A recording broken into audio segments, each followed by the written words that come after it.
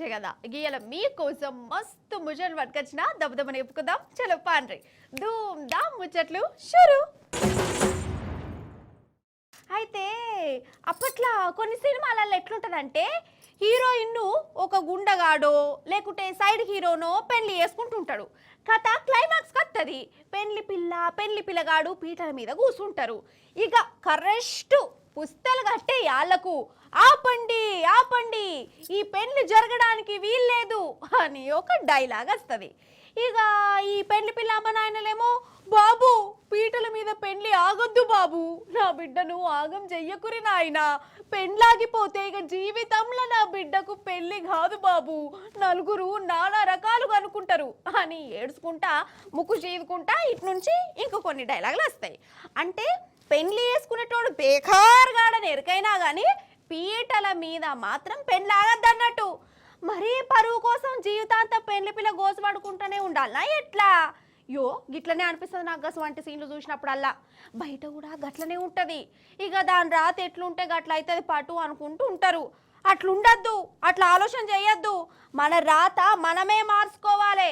అయితే ఇదంతా ఇప్పుడు ఎందుకు తీసిన అంటే ఒక ఊర్లే గిట్లనే అయింది, కాకపోతే కథ రివర్స్ అయింది. చూడరు మీరే. ఈడ ధూమ్ ధామ్గా లగ్గం అవుతుంది. వచ్చిన చుట్టపోలేమో లగ్గం కార్యం ఓడితే మటన్తోనో డాల్చితోనో కడుపు నిండా తిని పోదామని రెడీగా ఉన్నారు.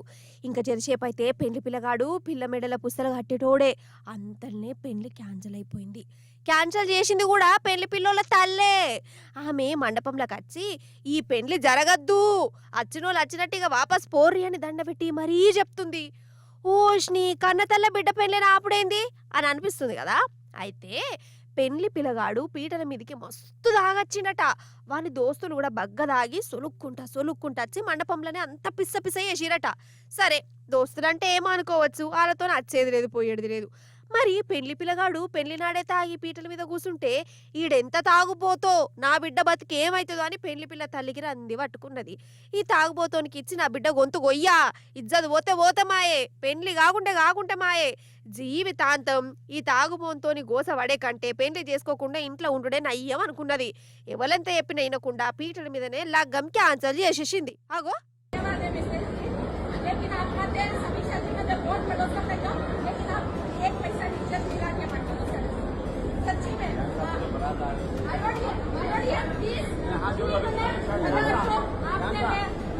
నాకైతే తల్లి చేసిన పని మంచిగా అనిపించిందోల్లా.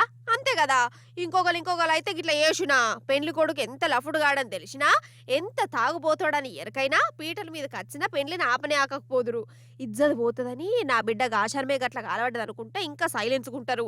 ఇక బిడ్డకేమో ఓపికతో నుండు బిడ్డ, పెండ్లైపోయినాక నీ మాటింటడితి తాగుడు బంద్ చేస్తాడితి మేమందరం లేవా అనుకుంటే అప్పటి మనం సర్ది చెప్తుంటారు. కానీ అటెనక కథ అలాగుంటది, ఎన్ని చూస్తలేము. అందుకే గిజ్జతి చుట్టాలు గిట్టాలని ఆలోచించకుండా తెలిసి బయట పడే కంటే ముందే ఒడ్డు మీద నిల్చునుడు నయ్యం కదా. అవుగని మనిషి కోతి నుంచి వచ్చిండని అంటారు కదా, నిజమేనా? అందుకే కావచ్చు మనుషులు కూడా అప్పుడప్పుడు కోతి చేస్తుంటారు. అరే నిన్ను కాదు, నువ్వెందుకు గురకాయిచి చూస్తావు? అలగకు నిన్ను కాదు మనుషులు కోతు లెక్క చేసినప్పుడు మరి మేము మనుషుల అవతారంలోకి ఎందుకు రావద్దు, మేము వాళ్ళ లెక్క ఎందుకు చేయొద్దు అని ఒక కోతి మెదళ్ళకి వచ్చినట్టున్నది. మరి అసలే కోత దాని దిమాకులో కొత్త ఆలోచనలు వచ్చినాయి. వెనక ఏమైతుంది మరి? అగో గీ కథ అయింది. అగ్గగ్గగ్గగ్గో కోతి దుకాణంలోకి వచ్చింది కాదోల్లా, షాపింగ్ చేస్తావానే? అసలే కోతి దుకాణానికి వస్తే ఎట్లుంటది? ఇగో గిట్లుంటది. అయ్యయ్యయ్యో అగో ఒక అక్క నెత్తి మీద ఎక్కి కూర్చున్నది కదా నల్లా. అగో పేన్లు తీస్తాంది. పేన్లు అక్కకు పేన్లు బాగానే ఉన్నట్టున్నాయి, వాటిని తీసి నోట్లు వేసుకొని నవ్వులుతాంది ఈ కోతి. హగన్ రోళ్ళ వీళ్ళని చూడుండ్రి, అరటి పండు ఆశ చూయిస్తున్నారు కానీ అది ఇన్లేదు. ఇక ఇంకో జాగా పోదామని చూసింది. అగో మళ్ళా ఈ అక్క మీదకే పోయింది. ఎందుకు కావచ్చు? అగో జుట్టు పట్టుకొని ఇగ్గుతాంది. ఆమె బూటును కూడా తీసుకొని కంకుతాంది. ఏమే కోతి, ఆమెతోని నీకు పాత పగ గిట్లున్నదా? అంటే ఆమె ఎంబడి పడుతున్నావు? అమ్మయ్య ఇగో ఇడిచిపెట్టేసింది. ఆగ చూడు రోల్ల ఇక ఎట్లా చేసిందో.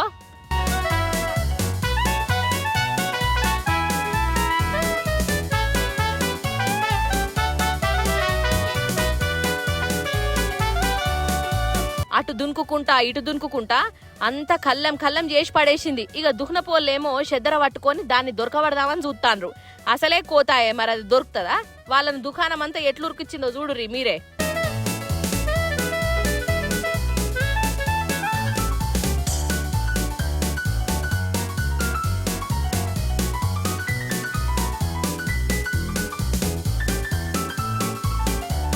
దానికి బొమ్మలల్లా షెద్దర్లు వంట సామాన్లు బాగా వచ్చినట్టున్నాయి వల్ల ఇక అన్నిటిని కంటి నిండా చూసుకున్నది. వాటి మీద ఇటు అటు ఎగురుకుంటా దునుకుకుంటా సంబరపడ్డది. ఆఖరికి దాని తవ్వక అది పోయింది, ఎవ్వలకు దొరకకుండా.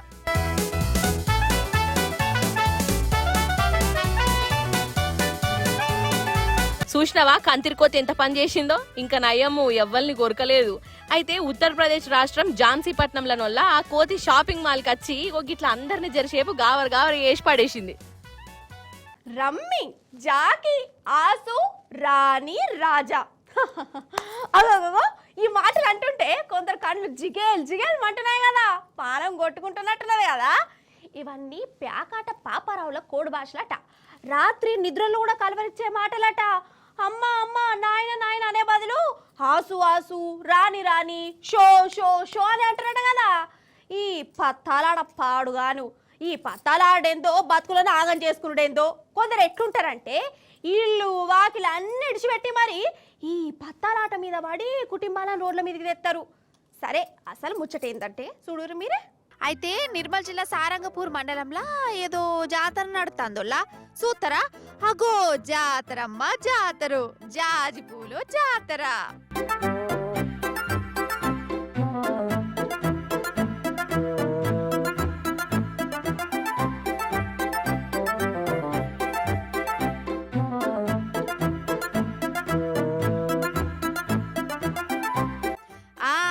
జాతర అని చెప్పి పత్తాలు మందు బాటలు చూయిస్తురేంది, ముచ్చటంతా తప్పులు చూయిస్తురా ఏంది అని అనేరు. తప్పు ముచ్చట కాదు, జాతర పేరు చెప్పి వీళ్ళే గిట్ట తప్పు చేస్తాండ్లు. అయితే జాతరలా ముంగటేమో ఏదో ఆట బొమ్మల సామాన దుకాణం పెట్టుకున్నారు, వెనక దిక్కేమో యోగిట్ల పత్తాలాట పేరంట పెట్టిరు. ఎన్ని పత్తాలో చూడు. ఓర్ దేవుడు, ఒలింపిక్ ఆటలలో పత్తాలాటను పెడితే వీళ్ళే ఫస్ట్ ప్రైజ్ కొట్టేటట్టున్నారు కదా, గట్ల పడ్డారు మరి ఆటల.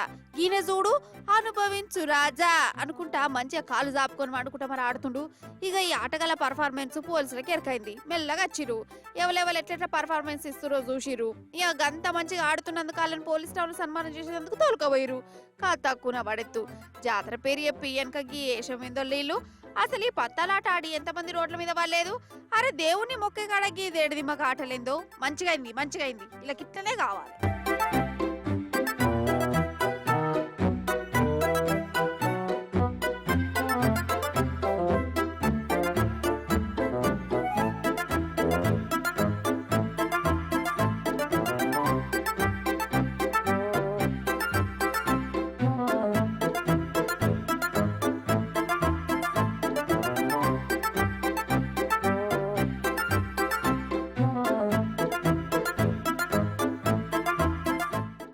అవుగాని మీరు ఏ మంచి నూనె వాడతారోలా? అంటే పల్లి నూనెనా లేకుంటే పొద్దుతిరుగుడు నూనెనా? అసలైతే నూనె లేకుంటే కూరనే వండుకోరు కదా. నూనె ఎక్కువైతే తక్లీఫే కదా. అంతెందుకు, ఇక మిర్చి బజ్జీలకో పకోడీలకో నూనె అంటుకొని ఉంటే నేను తినా. మొన్న మా దోస్తు పాయిరం కొద్దీ మిర్చి బజ్జీలు పట్టుకొచ్చింది. నూనెను చూసి వాటిని ముట్టుడు కూడా ముట్టలే. లేనిపోని బీమాలు అత్తేట కదా, అల్సరు గిల్సరు అనుకుంటా. అందుకే నూనె ఎంత తక్కువ వాడితే అంత మంచిదంటారు. ఇక సరే కానీ ఈ వంట నూనెలు ఆరోగ్య సూత్రాలు ఇవెందుకు మాకు చెప్తున్నావా అని కన్ఫ్యూజ్ అవుతుర్రా? కన్ఫ్యూజ్ కాకుర్రి, ఈ ముచ్చట చూసి జర్షప్ పర్షన్ గారికి అంతే. అగో ఈ పెద్దవాళ్ళు ఆగేది తేనెనో షర్బతో లేకుంటే జ్యూసో అనుకుంటురా? కాదు, నూనె నువ్వుల నూనె. అరే అవంటే అగో ఎట్లా తాగుతుందో చూడు.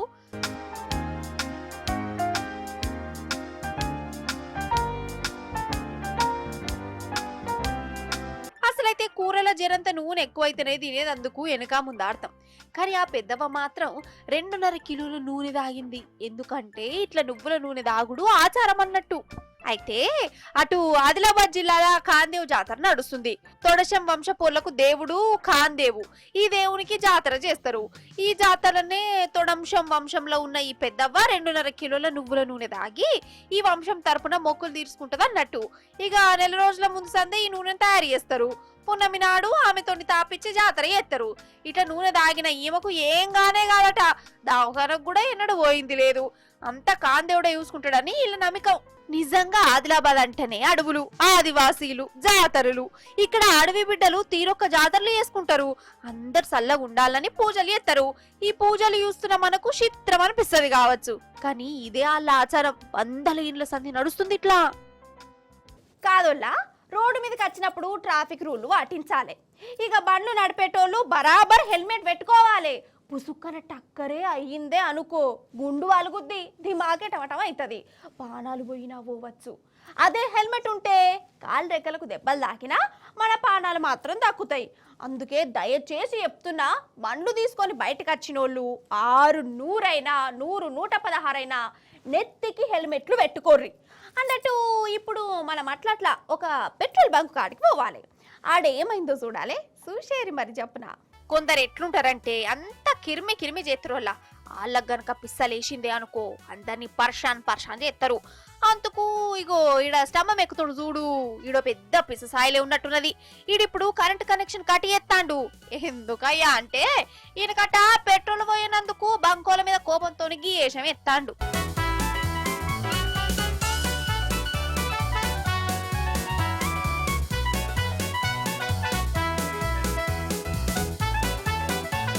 ముచ్చట ఏంటంటే ఉత్తరప్రదేశ్లో ఒక పెట్రోల్ బంకుల హెల్మెట్ ఉంటేనే పెట్రోల్ పోతామని కండిషన్ పెట్టారు. మంచి కండిషనే, ఉండవలసిందే.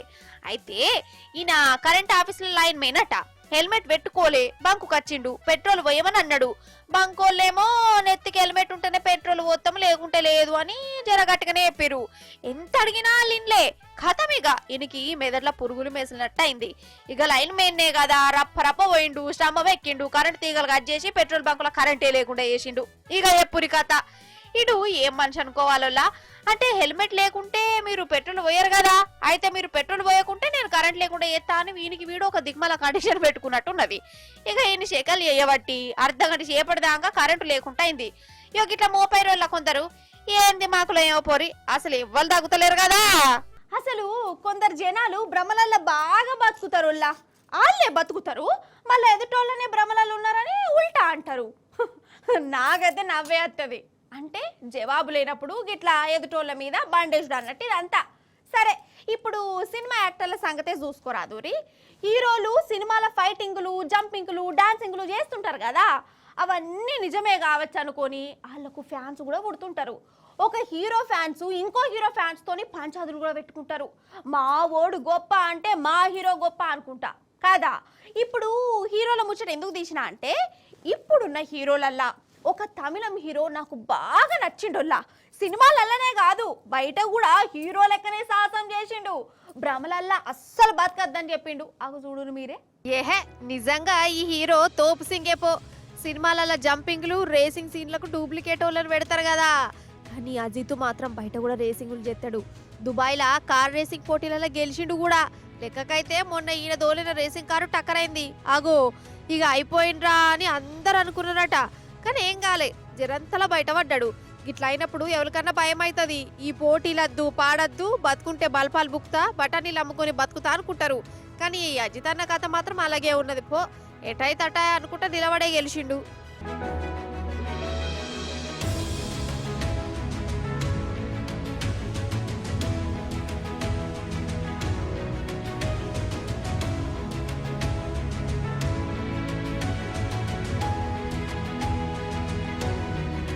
అసలు కార్ రేసింగ్ లో పోటింగ్లు అంటేనే పానం మీద నమ్మకం పోయిన వాళ్ళే పాలు పంచుకుంటారట. ఈ అజిత్ ఏమో తమిళనాడులో పెద్ద హీరో, లక్షల మంది ఫ్యాన్స్ ఉన్నారు. కానీ ఈయనకు మాత్రం ఈ కార్ల రేసింగులు అంటే చాలా ఇష్టం. అప్పట్లో కూడా దెబ్బలు దాకించుకున్నాడు. ఈ పోటీలలో కూడా టక్కర్ చేసిండు, కానీ ధైర్యం మాత్రం విడిచిపెట్టకుండా పోటీలకు పోయి గెలిచిండు. నిజంగా గ్రేట్ కదా. హీరోలు అంటేనే నేల మీద కాళ్ళు సుత పెట్టారు, ఎండల నిల్సోరు, కొందరైతే దేవుళ్ళ లెక్కనే ఫీల్ అవుతారు. ఇక వాళ్ళు చేసే గ్రాఫిక్స్, సాహసాల గురించి ఎంత తక్కువ మాట్లాడుకుంటే అంత మంచిది. చేసేదేమో వేరేటోళ్ళు, పేర్లు ఫ్యాన్స్ మాత్రం హీరోలకు. కానీ అజిత్ మాత్రం గిట్లా ఇంటా బయట సేమ్ సేమ్ ఉన్నట్టున్నాడు కదా. కన్న తల్లికి కూడు పెట్టనోడు పినతల్లి కట బంగారు గాజులు కొనిస్తా అన్నట వెనకట ఒకడు. గట్లనే ఉన్నది కొందరు కథ చూస్తుంటే. ముచ్చటేందో చెప్తా గానీ, సపోజ్ నేను ఎన్నడన్నా పుసుక్కన ఇంకో తొవ్వలేక ఒక్క అబద్ధమే ఆడిని అనుకో, నిజం చెప్తున్నా నాకు ఆ రోజంతా ఎట్లెట్లనో ఉంటుందోల్లా. నిద్ర కూడా సగం పట్టది. అబద్ధం ఆడుతిని, మోసం చేతిని, మత్పరిత్తిని, అబ్బా ఎట్లా ఎట్లా గట్లెట్లా అబద్ధం ఆడినా నిజం చెప్తే అయిపోవు కదా, ఇగో గిట్లనే కొడుతుంది. అన్నం కూడా చక్కగా తినబుద్ధి కాదు. మీ దాంట్లో కూడా కొందరికి గట్లనే అనిపిస్తుంది కావచ్చు కదా. కానీ అదేందోనోళ్ళ కొందరు అబద్ధం ఎట్లా ఆడతారంటే, ఏహే అసలు వాళ్ళకు దండేసి దండం పెట్టాలి పో, ఇట్లా నోరు తెరవ పాపం నీళ్ళు బారినట్టే అబద్ధాలు ఆడుతుంటారు. అరే జనాలు నవ్వుతారన్న సోయి కూడా ఉండదు, ఈ చదిపోతుందన్న జ్ఞానం కూడా ఉండదు. నోరు తెరిచినామా ఏదత్తది మాట్లాడినామా ఇక ఇట్లనే ఎత్తురులా. ఎంతైనా అట్లా ఉండు కూడా గ్రేటే మరి. అందరితో కూడా కాదే కాదు అట్లా ఉండు మరి. నాతోనైతే ఇక అస్సలకే కాదు. ఇప్పుడు ఈ అబద్ధాల ముచ్చట ఎందుకు తీసినాయా అంటే, శ్రీమాన్ రేవంత్ సార్ వారి నోటి నుంచి జాలువారిన కొన్ని ఆనిముత్యాలు జాతిరత్నాలు మీకు చెప్పాలోలా. అవి ఇన్నాక మీరే కొత్త కొత్త శాస్త్రాలు కనబెడతారు కావచ్చు. సిగ్గులేదా జీడిగింజ అంటే నల్లగున నాకేం సిగ్గు అన్నదట. ఆగో గిదే శాస్త్రం యాదకత్తుందోళ్ళ. ఎందుకో చెప్తా గానీ, ఫస్ట్ మన రేవంత్ సారు వారు ఢిల్లీ జనాలను ఉద్దేశించి ఇచ్చిన సందేశమిని తరించురి.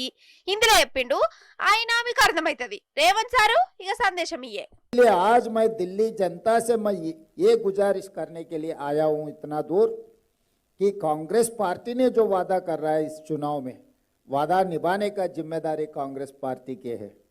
तेलंगाना राज्य के मुख्यमंत्री मैं जिम्मेदार लेऊंगा, दिल्ली में कांग्रेस के सरकार बना दो. इसीलिए आज मैं दिल्ली जनता से मैं ये गुजारिश करने के लिए आया हूं इतना दूर कि कांग्रेस पार्टी ने जो वादा कर रहा है इस चुनाव में, वादा निभाने का जिम्मेदारी कांग्रेस पार्टी के है. तेलंगाना राज्य के मुख्यमंत्री मैं जिम्मेदार लेऊंगा, दिल्ली में कांग्रेस के सरकार बना दो. రేవంత్ సారు ఏంది సార్ ఇది? నవ్వి నవ్వి కడుపు నొప్పి లేస్తే ఎవరిది సారు జిమ్మెదారి అన్నట్టు ఏమన్నాడో అర్థమైంది కదా మీకైతే. అయితే ఢిల్లీలో ఎలక్షన్లు ఉన్నాయి. సారు వారు ఢిల్లీలో ప్రచారం చేసేందుకు పోయిండు. ఏమంటుండయ్యా అంటే, చెయ్యి పార్టీని గెలిపిస్తే ఢిల్లీ జనాలకు ఏవైతే హామీలు ఇచ్చిందో గవన్నీ ఎత్తది, దానికి నాది జిమ్మెదారి, నన్ను నమ్మురి అని చెప్తుండు. ఇక నవ్వురామంటే రాదా నోలా, మీరే ఎప్పురి. సారు జోకులు చేస్తాడని ఎరికే గాని ఇంత పెద్ద జోకులు ఎత్తాడని అస్సలు తెలియదు నాకు. కాదు రేవంత్ సారు ఢిల్లీకి పోయి అక్కడ గ్యారెంటీ అమలు చేస్తా, నాదే జిమ్మెదారి అని అలా చెప్తున్నావు. మరి మా తెలంగాణ జనాలకి ఇచ్చిన హామీలు ఏమైనాయే సార్? 6 గ్యారెంటీలు 7 దాకా వచ్చినాయి పెద్ద సారు. 2 లక్షల రైతు రుణమాఫీ అంటవి ఎంతమందికి అయింది సారు? రైతు భరోసా అని చెప్తివి, ఏ పాట భరోసా ఎత్తివి?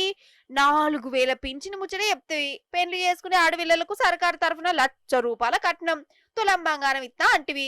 ఎంతమందికి బంగారం వచ్చింది సారు ఏడాది సంధి? నిరుద్యోగ భృతి ఏవాయే? దళిత బంధు ఏడికి వాయే? ఇట్లా నువ్వు చేతనన్న 420 హామీలు ఎటు వాయే సారు? నీకు పుణ్యం ఉంటదిగా సంగతి చూడరా సార్. ఫస్ట్ ఢిల్లీ జనాల సంగతి మనకెందుకు, ముందు మన సంగతి మనం చూడాలి గాని నువ్వు చెప్పే ఢిల్లీ ముచ్చట్లకు గూట్ల రాయి తీయనోడు ఏట్ల రాయి తీస్తాడట అని నవ్వుకుంటాను సార్. ఢిల్లీలో కూడా మీ గురించి ఎరకైనోళ్ళు అన్నట్టు సార్ వారు చేసిన ఇంకో పుణ్యకార్యం కూడా చెప్పాలి. రైతు బంధు గురించి చెప్తా. అప్పట్లో ఓట్లకు ముందు రేవంత్ సార్ ఏమన్నాడల్లా, ఎకరానికి 15,000 ఇస్తా రైతు భరోసా కింద అన్ని అన్నడా లేదా? మరి ఏడాది దాటిపాయే, రైతు భరోసా ఇచ్చిండా? ఏమాయ అని అడిగితే ఇక ఇప్పుడు ఇంకో పిడిగేసిండు. కమిటీలు గిమిటీలు సర్వేలట. ఎందుకయ్యా అంటే, సాగు చేసే భూమికే రైతు భరోసా పైసలు ఇస్తాం అని కండిషన్ పెడుతురట. గిదెక్కడ పంచాది మళ్ళా? ఇది వరకు గట్లుండేనా?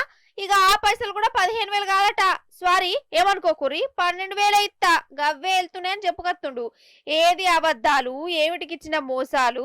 అరే అయితే అవుతుందనాలి, లేకుంటే లేదనాలి. ఒడ్డెకేదానికి ఒక మాట, గద్దె మీదకి ఎక్కినకి ఇంకో ముచ్చడి ఎప్పుడైందోలా. అంతే పటూరి. కాంగ్రెస్ అంటే మోసం అని ఉత్తగానే పేరు వచ్చిందా? ఆ పేరు రేవంత్ సార్ కూడా విజయవంతంగా నిలబడుతుండు పో అని అంటారు రైతులు. ఏ మాట కామాటేనోళ్ళా.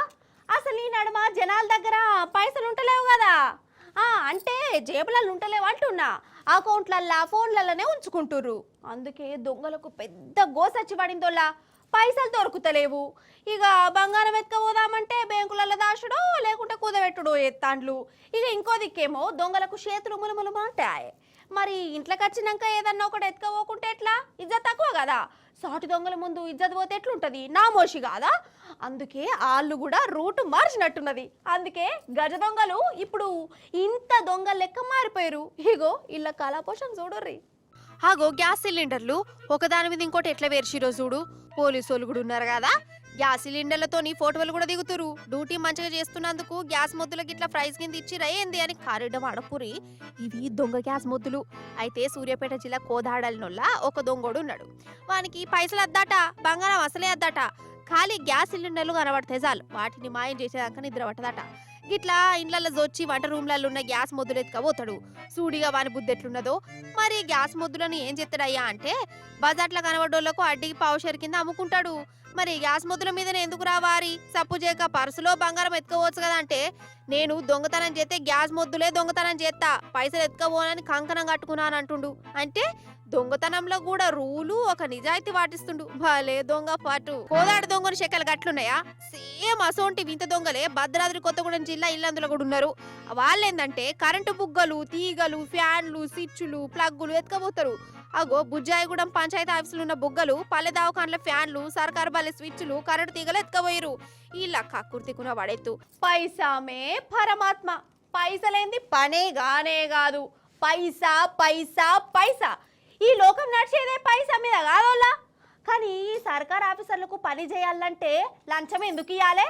అగో లంచం అనగానే నాకు అపరిచితుడు ఆవహించిండు. లంచం లంచం లంచం. నీళ్లు రావడానికి లంచం, కరెంట్ ఇయ్యడానికి లంచం, ఇల్లు కట్టడానికి లంచం, రేషన్ కార్డుకు లంచం, రైతులకు రుణాలు ఇవ్వాలంటే లంచం, మనిషి పుట్టినప్పటి సంది సచ్చేదాకా లంచం లంచం లంచం. ఏం లంచాలు తింటారండి ఆయన? ఏం బాగుపడతారు? ఏం బరకతుంటది? నేను అవతారం చాలించేలోపు ఈ ముచ్చన్నైతే చూడు మీరు చెప్పునా. అయితే పెండ్లి భారతుల డాన్సులు మస్తు చేసినోళ్ళ మీద పైసలు జల్లుతుంటారు. ఇక గుజరాతుల్లో అయితే పాటలు పాడేటోళ్ళ మీద, వీణలు వాయించేటోళ్ళ మీద కూడా ఇష్టం వచ్చిన తీర్లను నోట్లు జల్లుతుంటారు కదా. ఇగో గదే గుజరాత్లా ఒక గవర్నమెంట్ ఆఫీసర్ నెత్తి మీద గిట్ల నోట్ల కట్టలు గుమ్మరిచ్చిరు జనాలు. అగ చూడవు అన్ని నోట్లే. అంటే ఈ గవర్నమెంట్ ఆఫీసరు గంత మంచిగా డ్యూటీ చేసిండా, నియ్యతగుండి గంత మంది మనుషులను గెలుచుకున్నాడా అని అనుకురి. ఈ సారు వారు లంచగొండి సార్ అన్నట్టు పైసలేంది పనే చేయడు. ఏదైనా పని చేయమంటే కూడా నాకేంటి నాకేంటి అని అడుగుతాడట. చిన్న సంతకం పెట్టాలన్నా పైసలేంది పెన్ను పట్టాడు. ఎంత అన్యాలని చెప్పురి. లంచం ఇచ్చేటోళ్ళు ఇచ్చుకుంటా పోయిరు. కానీ ఎంతకాలం ఇట్లా? అరే అన్ని చక్కగున్నా పైసలు ఇచ్చుడేందని జనాలకు అనిపించింది. ఈ ఆఫీసర్ మీద కిరిమిలేసింది. నీ లంచంకున వడెత్తు. పైసలను నెత్తి మీద గుమ్మరించుకుంటావా? పోయేటప్పుడు మోసుకపోతావా? బరకత్ తక్కువడా అనుకుంటా ఇగో నోట్లన్నీ ఈయన మీదనే ఎగజల్లిరోల్లా. తిను పైసలనే తిని బతుకు అని శాపాలు పెట్టుకుంటా ఎట్లా చల్లుతురో చూడు.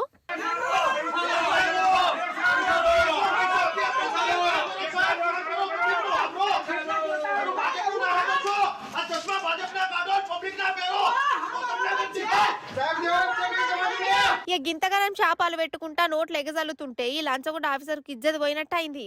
ముఖం చూడు ఎట్లా పెడుతుండో. ఇక మాడిపోయిన మసాలా దోశ లెక్క కాదోల్లా. అసలు సర్కారు ఆఫీసర్ల పనేంది? జనాలకు పని చేసి పెట్టుడనే నాయ. సర్కారు జీతం కూడా ఇస్తుంది. మరి జనం కాడ పైసలు తీసుకున్నాడేంది? లంచం లంచం అని పీక్క తినడేంది? కానీ జనాలు మాత్రం ఈ సారుకు మంచిగా బుద్ధి చెప్పిరు పాటు.